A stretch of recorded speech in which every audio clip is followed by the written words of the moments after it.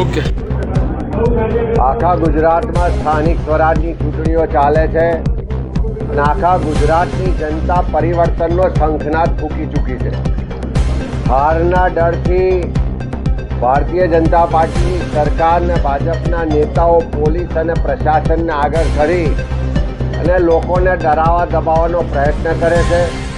પણ અમદાવાદ શહેર હોય કે ગુજરાતના બધા જ મહાનગરોમાં આજે એકી અવાજે બધા જ વર્ગ વિસ્તારના લોકો પરિવર્તન માટેનો આગાહ કરી ચૂક્યા છે.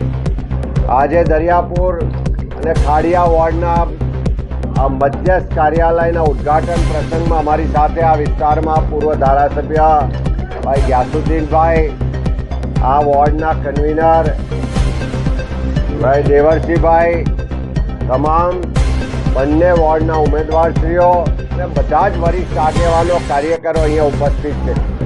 અને આખા ગુજરાતમાં બધા જ શહેરોમાં જે પ્રજા પોતાના પરસેવાના લોહીના ટેક્સના પૈસા સરકારની તિજોરીમાં જમા કરાવે છે, એની સામે એને સારા મજબૂત બારમાસી રોડ મળવા જોઈએ, શુદ્ધ પીવાનું પાણી મળવું જોઈએ, પ્રદૂષણ મુક્ત શહેરમાં સુવિધાઓ હોવી જોઈએ, સારી શિક્ષણની સુવિધા, સારી આરોગ્યની સુવિધા, ઓછો ટેક્સ અને બધા જ વર્ગના લોકોને ધંધા વેપાર માટેની વ્યવસ્થાઓ, ટ્રાફિક જામની સમસ્યામાંથી છુટકારો અને બધા જ જે પ્રશ્નોથી પ્રજા પીડિત છે કે દર ચોમાસું આવે થોડા જ વરસાદમાં રસ્તા તો ધોવાઈ જાય છે, ખાડા પડે, ભૂવા પડે, પણ સાથે સાથે પાણી ભરાઈ જાય ને લોકો હેરાન પરેશાન થાય છે.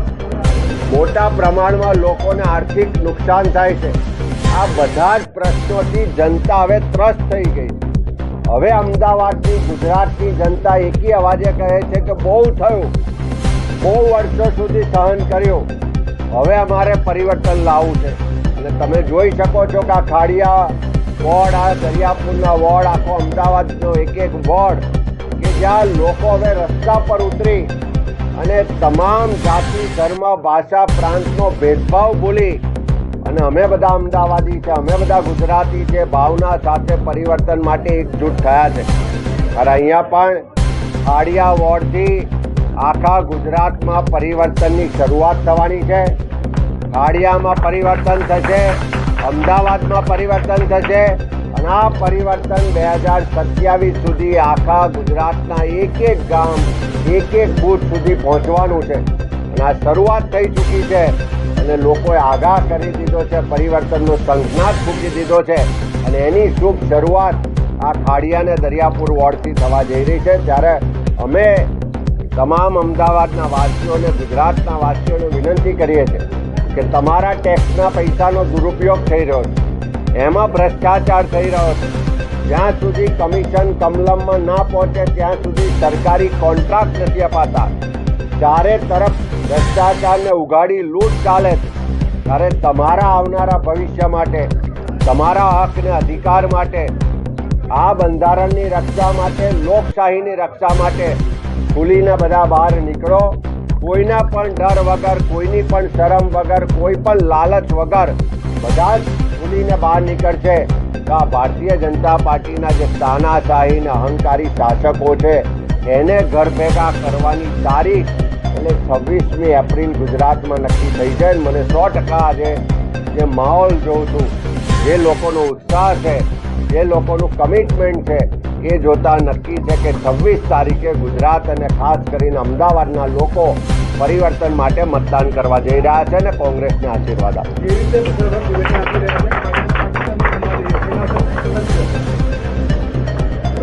આ ગુજરાત અને આ દેશ તમામ જાતિ, ધર્મ, ભાષા, પ્રાંત, અલગ અલગ સમુદાયોથી બનેલો દેશ છે. વિવિધતામાં એકતા, એનું નામ જ ભારત દેશ છે.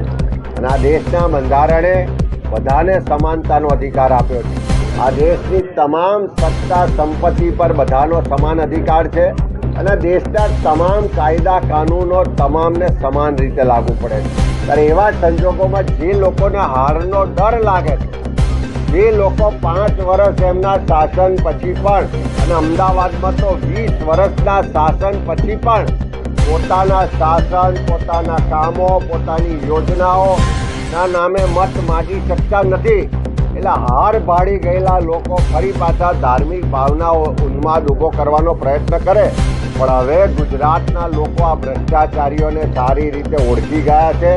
આ ચોરોને પણ સારી રીતે ઓળખી ગયા છે કે પહેલાં વોટની ચોરી કરી અને હવે મતની ચોરીના માધ્યમથી ચૂંટણીઓ જીતવાના જે સ્વપ્ન જોવે છે.